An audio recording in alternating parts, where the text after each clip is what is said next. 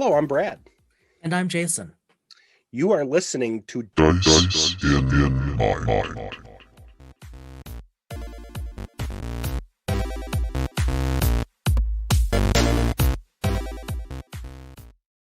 I think we got an idea for this topic. I can't remember if it was last episode or the episode before, but the idea of creativity beyond canon. And when we talk about canon, it's very, very easy for Jason and I to talk about canon in the context of like Star Trek and Star Wars. Because there's so much. Because there's so much. And let's be honest, for Star Wars, for years, what is it called? Not Legends. Expanded universe. No, well, the old expanded universe is now canon. Legends. That's what it is. Now it's Legends. They wiped that out as Right. canon. And so now there's all sorts of open-ended areas within the Star Wars universe. And obviously they're going to try to Marvelize the Star Wars universe and movies. And man, are they plugging those holes between movies, shows, and books? Yes. And a lot of that, we don't have to go. A lot of that is thanks to Dave Filoni and Jon Favreau. Filoni, who got the name for himself with, I don't know if he was with Clone Wars. I think he was, but definitely with Rebels. And obviously Jon Favreau, we all know from the Marvel universe and before. I still remember his first movie appearance in PCU, but that's another story. Yes. So you have Star Wars, you have Star Trek. We have been waiting a long time to get Star Trek additional canon material, if you think about it. Yes. When Voyager ended, right? That was let me change that. Nemesis in 2010. But Nemesis didn't fundamentally change anything in canon. It just extended that part of the story. I think you're right about with the end of DS9 and then Voyager, the geopolitics, if you will, of the galaxy, right? The big picture kind of stayed still. Yeah, you could argue the change in the Romulan hierarchy and structure there. Now, in hindsight, you look back on it and it seems pretty irrelevant when their planet exploded. But also that, yes. Yeah, yes. But now Star Trek and all this has to do with streaming. And but I'm going off topic. Point is, there is canon, and we're starting to see canon expand. Yep. And there is this urge to want to maybe stretch canon. But for some, on the other side, you and I are of the same, and everyone can be their own. We're not judging. We're just saying personally for the both of us, we don't want to play to change or create our own canon. An example, I was always uncomfortable as a kid, as a teen, hearing how some of the other guys would be playing the D6 Star Wars, right? West End Star Wars, and they'd be interacting with Darth Vader. Yes. It was always to me like, whoa, you're playing with fire. It can't be legit. There's no way to retcon that back into the story. Yes. I printed out, like, when Modifius released official content and characters of the TNG crew and things like that.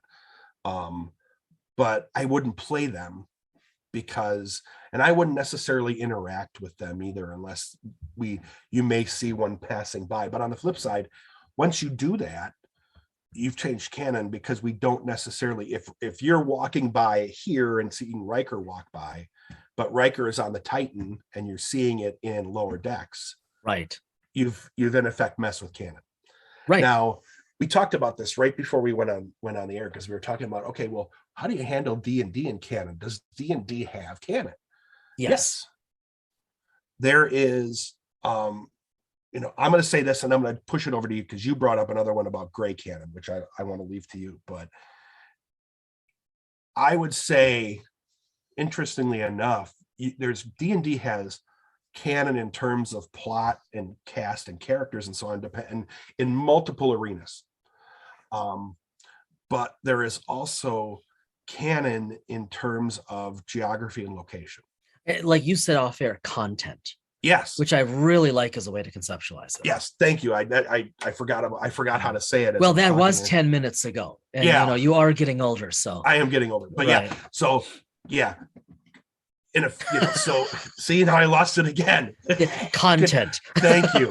Content. Boosh. Wasn't there a show 3-2-1 content?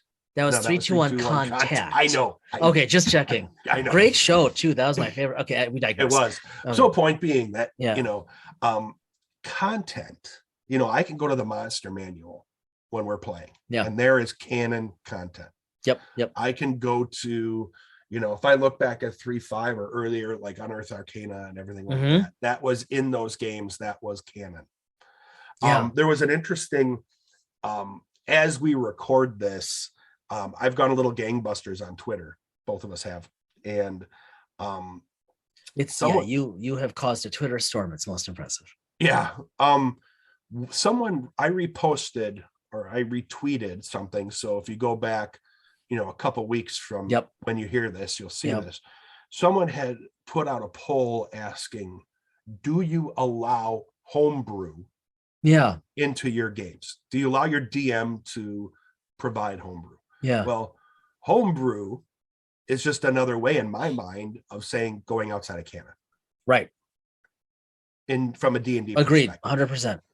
So 100%. Because I mean, we and many of our listeners presumably are of the generation where computers had only, right, because it's a computer term, an early computer term, computers had only recently matured out of homebrew, right? The personal computers. I mean, we were talking about this on messaging with some of our friends back home of how we loved our 2E's, right? Yes. And things like that. And so, no, I think you are right on the mark, Brad, especially the way you're conceptualizing it, that a canon like D&D is rich in canon content. They're providing that overarching world building and a really diverse range of world building, right? It makes these 5e books just so engaging, right? Like you and I have regularly talked about, especially you over our episodes, of how these are just wonderful books to read, to browse, to skim. We might never actually use them and play. No, I'll be honest with you. When I was looking for my fantasy age material, and I have it on my shelf, but I realized the way my shelf is set, there are some books that sit back out of view. Oh yeah. And those were some of my, that's some of the RPG material I would pick up at discounts at stores, knowing that, or hoping at some point, maybe I'll use some of the content inside, even if the games have long since really stopped being mainstream.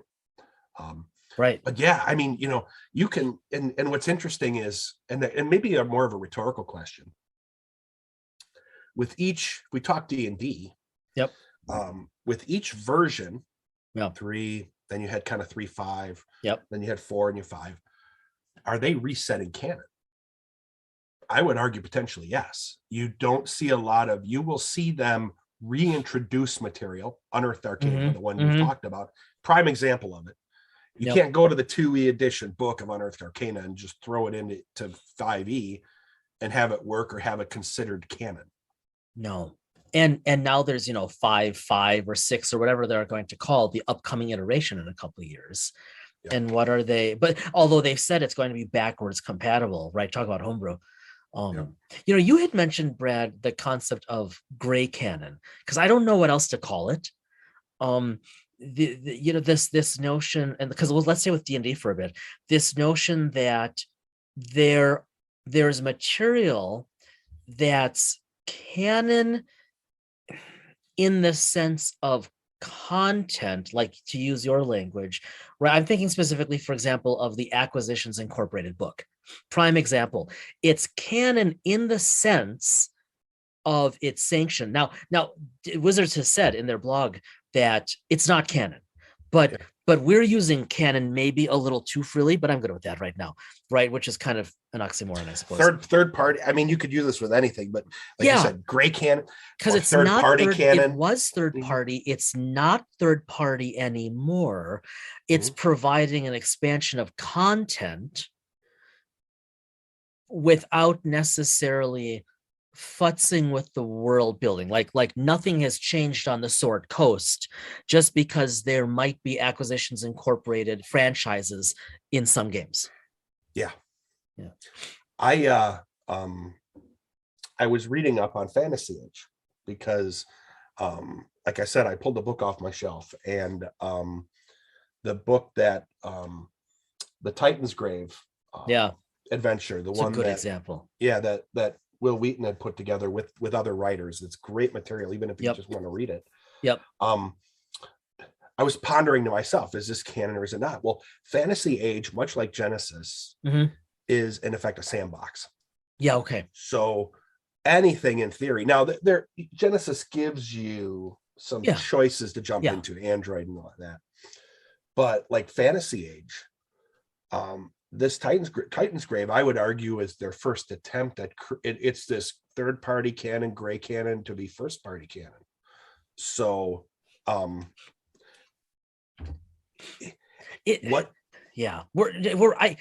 both stuck because we're kind of we're splitting hairs, and we know it, but it is something to consider, because it goes back to what you had retweeted, right? And you were talking about of whether what's homebrew, what's canon. And for some GMs, for some players, they don't care, right? Of the thousands of NPCs we've polled, they've never had an opinion, so we're going to leave them out. But the GMs and the players, some people don't care, and more power to them. You and I are cut of a cloth where, no matter our intentions for creativity, we care if something's not canon. I certainly do. And so I think D&D is an example, like you were saying, where the canon is very much based on content and backstory and whatnot, but that there is a gray scale there that they don't merely allow, but they encourage, right? Go back now, let's hop around a little bit. Let's go to Star Wars, one of the other huge canons out there that's been very successfully at least twice ported to RPGs. Like you were saying at the start of the episode at the top, you have all of this Legends, the former expanded universe. What do we do with that? Well, it's not canon anymore. But I remember, like, one of the reasons I never read any of the original expanded universe books as a kid, and I actually have a memory, believe it or not, I have a memory of, I must have been in high school, of being in my hometown, of being at Walden Books. Nothing dates you like talking about Walden Books, right? It's like, just a second, I've got to plug in my iPod to charge it. So I remember distinctly being at Walden Books and seeing, I don't know if it was Heir of the Empire, seeing one of Timothy Zahn's. I was waiting to see if that was the direction you were going. See, because of course those are all over, right? Seeing if, but they had some of Timothy Zahn's books, and I didn't know. I want to be clear, I didn't know anything about this stuff. But our friend Scott, who knows all of this stuff and knew it at the time, he had told me about some of it and had shared a little bit of the story with me verbally. And I remember I had asked him, okay, so is this canon, right? Is it legit? And he's like, well, we really don't know, right? No, but yes. And that was one of the reasons I never came to it. Yeah. And even the expanded universe, I think, some of it they said it was, some of it they said it wasn't.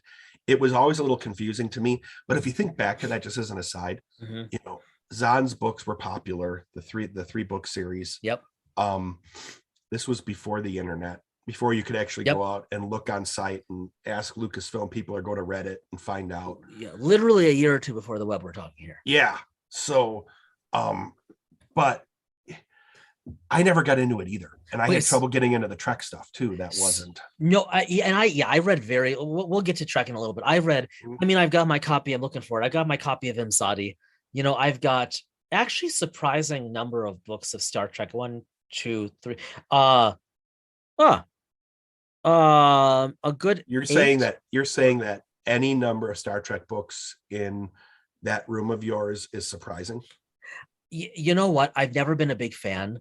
The exception is Spock's World. It is an outstanding book, outstanding in its own merits. Okay, but I want to I'm drifting. I want to come back to for a sec to Star Wars canon because it's so broad and so directly applicable to the tabletop. So as of this recording, I am maybe 70 pages in to what may or may not be the final canon Thrawn book. Okay. I want to bring this up for a sec. So I will just give the caveat. Thrawn as portrayed in Rebels, I didn't care for at all. We've talked about this offline. Didn't care for it at all. Zahn's creation of Thrawn in these novels, and these are canon novels, he is one of my all-time favorite sci-fi characters. Easily. These are these are just excellent novels. Now, he wrote the Thrawn trilogy, and now this is the third one that recently came out. This is the third in the prequel trilogy, the Thrawn Ascendancy trilogy, which really gets into the backstory and whatnot and his evolution as an individual. Okay, why do I bring this up? Well, in addition to just being really well written books, really full of action and from a different perspective than your normal, pew pew rebellion stuff. This is more pew pew other people's stuff. But what was that again? Pew pew. Okay. But yeah, pew pew. That's gonna be like now a reoccurring theme because I think you said that in the last episode too. Okay, so I guess we have our episode title. Yeah, we do. Right. Okay, there you go. Okay, there you go. Settle. Thanks for helping me out with that. Good. Production check.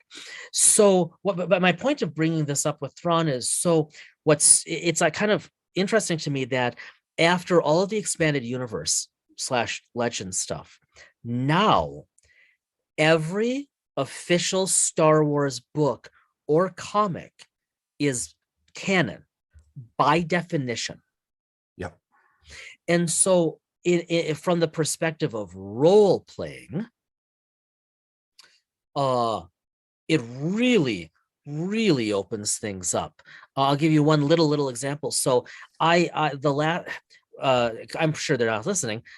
So sure. When I was GMing Star Wars for my nephews, talked about this before, they hadn't made the connection yet, but the captive they were transporting for the First Order, unbeknownst to them, was a young Chiss girl. And so I was dipping into the canon from these books just a bit to bring back to the tabletop. So my point with this is with Star Wars, it's such a ridiculously broad canon, and we're getting more canon by the month. I mean, look at all these High Republic, what do you call them, prequel world building books. Yeah. I think I mentioned this to you. I think I talked about this in one of our early episodes, but I read the first High Republic novel, and it really opened my eyes to notions around Jedi, gray Jedi, how to play the Force, right? So whereas you've got D&D as one example of their canon is kind of open to third parties, open to gray. With Star Wars, their canon isn't open, but it's so darn broad, and they are so regularly, rapidly putting out more canon that effectively we're getting kind of similar experiences, but maybe without the same license to innovate, right? To be creative beyond canon. I don't know. No, I'm thinking about this, and I'm like, okay, and this is going to be terrible wording. Star Wars has a master canon timeline. Yeah. And there's all sorts of there's all sorts of good material, like the Thrawn Ascendancy series. They make more off of their IP than we do. Right? Yeah. That literally is deepening the canon timeline.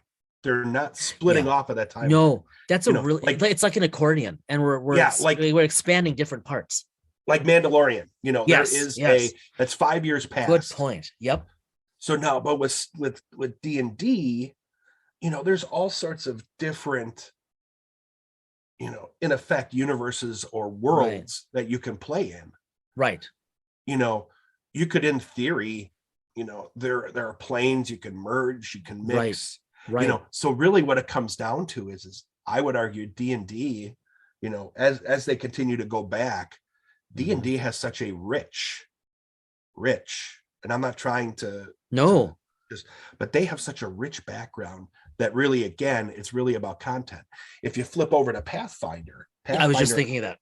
Pathfinder took their rule set, right? Yep. The 3.5 rule set, and then started creating their own world. And it strikes me as a bit tighter, quite a bit tighter, right? I think it is quite Big a bit time. tighter. And I know 2E is expanding upon this. 2E is introducing more to the what I've seen on Twitter is called the Paizoverse. So they're increasing the Paizoverse. The PZU. Yeah. Oh, there you go. PZU. Right. Trademark. Right. Trademark you. But they started later, obviously. Right. So, but it also seems like they're, they offer all sorts of material. They obviously have the adventure paths that sit within. Yep, that's their thing. Within their content canon. Yep. But they aren't necessarily precluded from it. But it would be an interesting discussion to have at some point. Almost a debate to throw a couple people in to see. Yeah. Is it easier to homebrew and go outside of content canon in Pathfinder or content canon in D&D? I think it would be easier within D&D. I think it would be easier within D&D. And then, then you think about, especially for D&D, you think about all of the third party content. You had mentioned that. I mean, even ignoring just how many freelance content creators there are. Like, again, you go to, like you were saying to me the other day, go to Drive-Thru-RPG. And I mean, my God, there's just an literally unlimited range of resources. But then you have the more quote unquote formal. You've got stuff like Jeff Ashworth's books, right? Yeah. You've got, Media Lab books who are producing third-party content on their own, or you have Cobalt Press, which is their own entity. But we know in terms of writers and others, editors, there's been cross-pollination in terms of sorry, I'm losing the word, in terms of content creators between, for example, Wizards and Cobalt, right? And then at the very end of it is like people like us, right, who are asking, okay, and what about the pure homebrew? For example, I'm holding up here, I don't know if you can hear this, it's probably pretty quiet. I'm holding up here my golden die that I keep on my desk. And Brad, you and I have talked about this, but so I introduced when I GM Star Wars, I hand these out, right? I hand these out as an instant success based on either really, really good thinking, really, really good teamwork, or really, really solid hilarity in play. And then instead of rolling, right, on a skill check or a combat check, I'm using my golden die, boom, it's a success. Right? Okay. Pure homebrew, but just around the edges. And it goes to your question, is that legitimate? Well, now you're talking about, so instead of timeline canon or content canon, because you can now you're talking, now you're talking mechanics, rule and mechanics canon. Ooh, let's go there. So, and this is what I've been putting out on Twitter is our love of this stuff. Let the nerdery begin. Exactly. And we're going to talk about I kind of gave it away in Twitter. We've got another interview lined up that will come out. We're going to introduce, or we've been introduced to some content that we weren't aware of. And I was actually surprised that I wasn't aware of it. I mean, you did buy it, like I don't even know if we had entered the interview before you had ordered that. No, I already had ordered the book right. before the interview ended. But this idea of my name is Brad, and I have a problem. Oh yeah, I've already shown some of that on Twitter. Go to Twitter. Yeah. Now you have rules canon, and even that's more. That's even more homebrew. Mm-hmm. You have stretched beyond rules canon in Star Wars with the golden die. Gunter Mechanics canon. Yep. Yeah. And Yep. I jokingly, we joke about you and range weapons that they don't mix, throwing axes and so on. Say what you will, it worked with torches, but go on. No, you'd think it worked with torches, but And it was I burned pure down luck. the jail. It worked. it was pure luck. But no. Let's bring that up because ironically, and this is not a knock on you, but it's a good example where we've talked about it before. I think we talked about it with Jeff. We may have talked about it with Shelly a little bit. DM prerogative. I call it DM prerogative. Yes. And that's more for me, and I mentioned this when I was using Twitter, was it's more like DM ignorance, because we've been players. You've learned to game master Star Wars very well. Yeah, so. I'm learning ever so slowly, but I'm getting better at DMing in a D&D world. Big time. Yeah. But I have used DM prerogative, which in effect stretches mechanics canon. Well, and that's what I did. Okay. That's what I did with, and again, it's not a knock on you. When we were playing that period where you needed to get into that jail, I wanted you to throw that in, and because it helped my plot. You offend me, sir. Okay. Yeah. But it's true, of course. Yeah. But point being is that I fudged, the rule set a little bit, the mechanics, and kind of bypassed some of the roles just because I wanted you to win that battle. I wanted you to win that. And you and I, we've talked about this in previous discussions on the podcast, that I think I can say this. Every GM guide we have read or encountered has been crystal clear on this. No matter the size of their canon, even Das Uber Crunchy Pathfinder, right? Yeah. With just some of the obviously edition 1, with just the serious crunchiness of the mechanics and the saving throws and all of that. All of these guides make very clear you do have GM prerogative, and that prerogative can be just adjudicating things a little differently in play, but that prerogative can also be some element of homebrewing. Here's, what's funny is how often have you heard people talk about a D100? Only when I'm asked, how do I roll it to figure out my critical injury? Okay.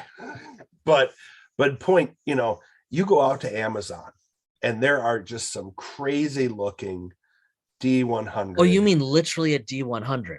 A D100, literally. There is no call for that. Yeah. But you can go out on Amazon if you want to spend some money and buy a D100 the size of a basketball. Right. Right. There's really no need for D100. If you're going to use that, if you were crazy enough to go out and buy that, no knock if you did. No, a little bit of a knock. Okay. Where are you going to roll that? Well, I was just going to say, if you want to utilize that in part of the mechanic, you are now going beyond canon. That is fair to say. So even with what you're doing with Droids and Destiny, which just as a reminder to folks, that's the name of the adventure that Jason has crafted for me and for our friend Brian. Yep. We talked about this. We're dancing around the Force a little bit. So at the moment, right? Yes, we're in canon, but you are doing something that people are still trying to figure out how to do. And you can see this in Reddit and a lot of discussions, and that is merging Edge of the Empire and Force and Destiny, merging Age of Rebellion and Force and Destiny, and making that merging relevant all the way through episode 9. Yes. Yeah. And so you're in the mechanics canon, but you're having to. I'm interpreting. I'm homebrewing. Yep. Yes. You got it. Yep. You got it. That's right. And that hence all of the backstory that I sent you, that that was inspired because of all the backstory you sent me on our D&D game. So it's interesting. So a lot of this is about not merely prerogative, but interpretation. And, at the end of the day, we're not the first people who are ever going to say this, nor the last, but I think at the end of the day, as much as I am an adherent to canon, whatever the game, whatever the world, as much as I'm an adherent to canon, I think what ultimately matters, what finally matters, is that everyone at the table is in agreement and is comfortable with that agreement. So like if you were to pull something out of a third party, there'd be no way that I could prepare for that, right? For example. Whereas if we agree upon it ahead of time, saying, okay, so Brad says, okay, we're gonna be in D&D firmly, but it's just the fact that it's in the world you created, that's homebrew, right? Yep. But at the point that you were to bring in, say, NPCs, I think that's the most common example. You to bring in third party or homebrewed NPCs. Now we're crossing a different line, and it just has to be agreed upon. Or, hey, guys, gals, everybody, what do you think of interacting with like major characters when there's a franchise out there as well as whatever, right? Like it's one thing to get a hello or a handshake from Admiral Picard as you set out to your first your first chair, but it's another thing to save Picard before he becomes a synth. Spoiler alert. I would even argue, and we don't have to, this would bore people to death, but even getting a handshake from Picard is risky because I agree. You don't know if he's actually even there. And that's where, if you're using any major character in those, if you can find, like you said, you hit it right on the head. If there's agreement at the table, so be it. I don't think you'd find agreement at our table if either one of us were at it. Yep. That if we were to be interacting with a major. No, I agree. If we were interacting with a major character, timeline canon character. Yeah. I agree. I think, but again, that's our mutual set point. As long as the table agrees, then you have fun however you see fit. I will say, just stepping to the side of this conversation for a moment before we head over maybe to the GM corner. And I know, sorry everybody, but not really sorry. Going to bring up Star Trek for a sec, but I do it because the writing to me is just so darn clever. With Picard, with that series, the writers took such a different approach, and especially, so here's a great example. During and after, I guess it was after season 1 released, Michael Chabon, as a writer and showrunner, he put on Medium, right, medium.com, 3 or 4 pieces on more detailed stuff from the show. Like he got into Romulan mythology on one. He did backstory for the worlds that the Riker Troy deceased son created on another. He got into one of the backdrop cities, Stardust City, excuse me, on the other. And it's like, okay, so this is clearly not canon because it's just a rogue showrunner, right? Yeah. Writing. However, it's from the mind of one of the key people. And it's like, okay, this is a beautiful example of shall we call it homebrew, right? And then another example of in-canon creativity, but really pushing the definition of in-canon, is Discovery, Star Trek Discovery. Side note, as we record this, one of my daughters and I had recently last week watched the first episode of season 4. Absolutely the best Star Trek Discovery they've put out yet. Legit beautiful Star Trek. Star Trek, that an episode that's actually going to work its way into the epilogue of the book, but that's a whole other discussion. But they went 930 years in the future, demonstrating that you can step outside of canon while remaining in canon. Hat tip to that level of creativity. Well, remember, they went from 10 years before right to now 1,000 years after him, right, or 900, in effect, almost 1,000 years and after spun him. off two seasons of short treks and a whole new series on the way. Yeah, so it's fascinating. And like you said, we'll head to the DM corner, but I think, let me summarize, because this is something that we'll want to hit again.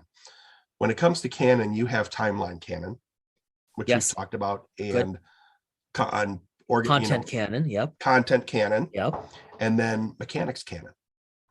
And do you, where do you sit on that? That's a rhetorical question. And rules for canon. folks. And rules canon. Yeah, absolutely. Yeah. So there's a lot of different areas where you can, play to the edge of the line or stretch outside the box, whatever analogy you prefer. Yeah. And it's fascinating for me. I'm a bigger fan of maintaining timeline and mechanics canon. Yes. We can be a little, fudge the rules if we need to a little bit. Yes. Yeah. And I'm okay with that. But good topic for future. We could probably, just you and I alone, we could probably spend a whole episode on the mechanics. I mean, I think listeners, Brad and I will be back on this note in the new year, not necessarily early in the new year, but in the new year, we will have an episode again, if not a couple, that feature our eventual progress on our Star Trek port to the Genesis system. Yes. And that's exactly what we're talking about, right? We're going to have to talk about content. In fact, we should make some mental notes, Brad. Content, timeline, content, rules, and mechanics. And so there will be an episode in the future where we come back to specifically play with one or all of those questions by way of our process. Yeah. This is one where we just scratched the surface. Yeah. Just starting to scratch an itch. Yeah. Yeah. So, and especially I can just see us with the mechanics itself, which was really kind of one of the first things that drew us into podcasting. That one we could really go down the rabbit hole on, and that would actually be an exciting one to do. Yep. We will be back, everybody. Yeah. GM corner. So you start this time. Oh, damn it. So we got talking. I don't remember what the context was. I mentioned it was what are we talking about?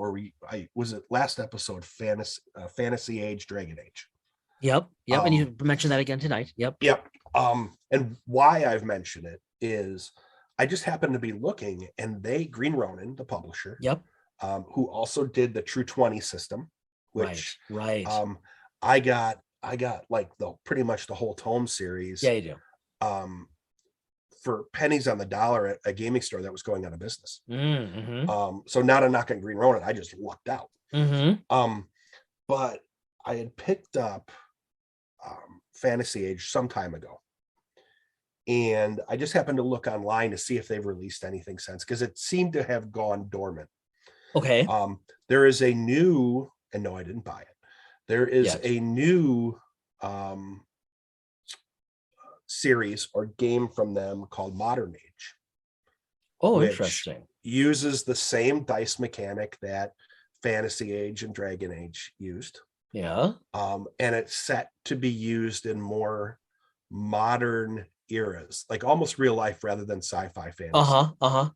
Which intrigued me because, right now we're in that realm and we love it. But I've always struggled, speaking of canon struggles, I've always struggled on how do you role play? And it's funny I mentioned this because this was one of the reasons we started doing this. How do you role play the modern age? Yeah. Not in the future. No, not in the past. One of the Genesis books addresses this, but I think briefly. Yeah. So you have Modern Age, and they've come out with, and this has been over the past couple of years. I didn't know about it. They came out with some material on it, so I'm going to investigate some of that online further. I ended up because Fantasy Age has always been a fascination to me. Yeah. Going back to when I watched Geek and Sundry and and Will's Titan's Grave series. Yep, absolutely. I did pick up the world building book and the companion book off of Amazon for those, and those will come in this weekend. That's like a Black Friday type of gift.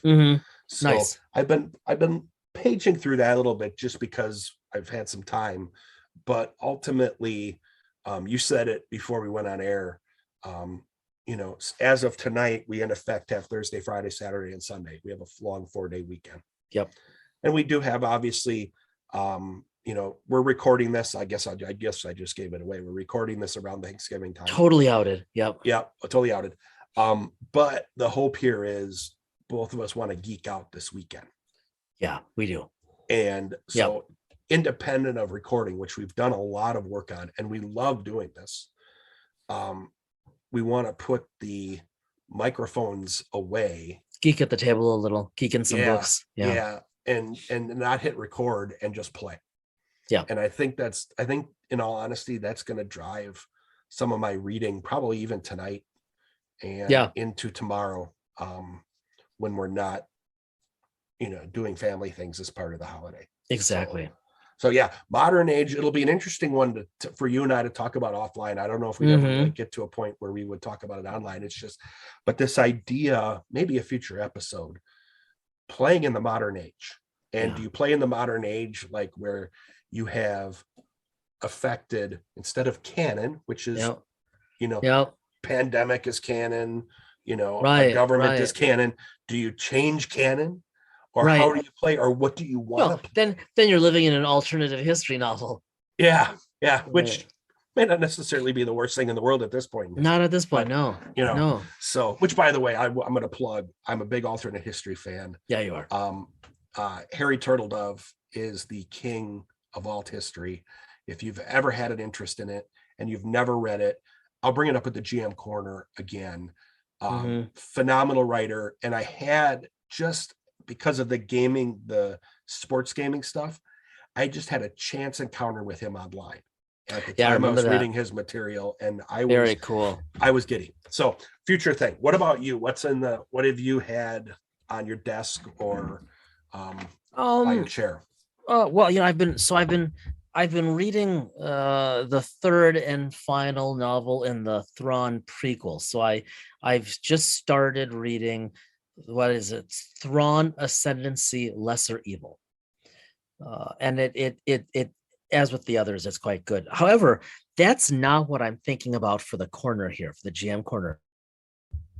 You and I have talked about this already offline, but it is the holiday weekend, right? And this Friday, I'm going to go to one of my friendly local gaming stores. Yes. And I think it's worth addressing. So 4 years ago, I think it was 2017, I decided I wanted to get back into role playing, and we talked about all of this, yours and my journey, early in this, I was going to say in this semester. It's time for winter break. In the podcast, but how I marked that decision was it happened to be over Thanksgiving weekend. I think it was 2017, and that Friday I actually took my wife had family in town visiting, and so I actually took one of her cousins, shout out to Tali, and I took one of her brothers, shout out to Ben, who claims never to listen, but I know he does, at least in part. So now he's outed too. See in a few days. But I took them. I'm like, I'm gonna go. You want to go? Because I knew that Ben was into Pathfinder at the time, and so we actually went, because it's 20 minutes from the house. We actually went to the Fantasy Flight Games Center, right? Their actual store at their site. and that, kind of opened Pandora's box. So now I'm not going to go back there because they no longer have the IP, right? Star Wars has moved on to Edge Studio, which is housed by Asmodee, which also owns Fantasy Flight. So instead, I'm going to go to the Source, which is just this huge, wonderful, wonderfully friendly local gaming store in town. And like Brad, I've told you, you've yet to go there with me. When you're in town next time, we're going to make a pilgrimage there. They have the most comprehensive selection and the most wonderful browsing wall of books, tabletop books I've seen anywhere. Because you got some good stores by you, but this wall is pretty cool. So Friday, my friend, I'm going to engage in full nerdage, and I'm just going to go there Friday after they open to browse and hopefully pick up a thing or two. I've connected, I think by chance, maybe you did it. We're connected with them on Twitter now. Yeah, I followed them, and they were good enough to do a little advertising for us. Thank you guys for that. Having our cards and whatnot there. So I'm curious to see if they're there, right? Look, it's us. But they're a phenomenal store. To give you a sense, I discovered on Twitter, even Satine Phoenix follows them on Twitter. They're a major vendor, and just ridiculously friendly. Like you walk in, and it's just like, wow, what nice people. And you've said that multiple times that really a differentiator is obviously the content they have available for browsing, but also, for lack of a better term, customer service. They're just good people. Yeah. So, and let's be honest. I mean, as we wrap up here, and then I'm gonna give it to you, I just wanted to make a mention of this. I've been on a Twitter storm because as we're doing this, I've really picked up. Brad's found his calling. Yeah, Jason does all the production on this. He does most, if not all, he almost does all of the Facebook posting. I needed to step up. I did some of the Instagram stuff, but let's be honest, as my son says, I'm a boomer and I shouldn't be on it. And it turns out it doesn't matter and no one really cares. Exactly. Now we know. Yes. So, jumping over to Twitter, I don't remember what prompted it, but I have been out there and I have been communicating and tweeting between some of the most wonderfully creative people. Oh, you have, and it's been all you. And what, in the past 24 hours, it's not even that much. You've gotten us 49 followers. Yeah. Which is a small. Sounds kind of sad now that you said it out loud. It sounds very sad. It sounds very sad, and yet what a neat start, because like you said, a bunch of those people are just really, really lovely. There's so much garbage out there right now. And one of the things that turned me off from Twitter was there's so much crap. But you look at this community, right? The role-playing community, it's like, there's some pretty cool stuff. There's some pretty cool people out there. We do sound like boomers, like we're talking about Twitter like it's the like Valhalla. And I have told people for years I don't twit. But now I'm starting to. Thanks. Yeah, and you know what, by again, this sounds ridiculous. The three people that listen to us are gonna stop listening to us because we really sound geriatric. But what I have found, and I used to use Twitter a lot about 10 years ago. I really stopped. Well, that makes you sound young and virile. Yeah. Go ahead. I stopped, and because the venom and vitriol out there was just right. It's only gotten worse. Obviously, we know that it was so bad that people were getting banned, and they were building alternate sites to use alternate Twitter-based solutions. But by strictly ignoring all of that, and starting to follow gamers within the gaming community, I have come to see really wonderful people, wonderful content, and a noiseless feed. Yes. And a feed that provides like artists and content creators and dungeon masters and people that are using Twitch to run their video. Just everyday creatives, mom and pops, and all the way up. Yeah, and I know we're running out of time, and I'm harping on this, but I said this before. I believe, and this is going to make me sound ignorant, Jason's going to have to cut this out probably. 10 years ago, there would have been topics that Jason and I would have not had a problem bringing up, but we know would have been controversial. Now, a lot of those topics are not controversial to discuss. Let me rephrase that. Not as controversial as they used to be. I think within the gaming community, not at all. If you look at all the people out there, it is one of the most inclusive groups of people and out there. And I am grateful personally. I am grateful, and I know I'm going to learn from everybody and everybody who has a seat at the table, and it doesn't matter.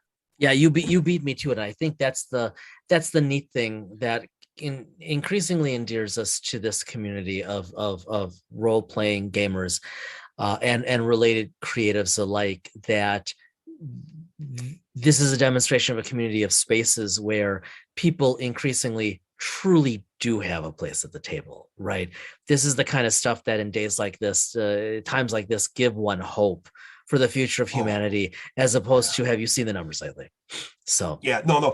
And I'll say this before we go, and I keep bringing this up, is that, our podcast, we have it on YouTube, we have it in multiple mediums, is not meant to we really aren't meant to compete with anyone out there. We aren't. No, we're just having fun. Yeah, we're just having fun. We listen to other stuff, a lot of other stuff. We didn't create this to fill a niche. Our interests and our regular discussions seem to fill some niche in this world. And that's why we do this. Yeah. And we're going to continue to do it, whether we have 50 followers or 500 followers, because we would talk about this anyway. Yeah.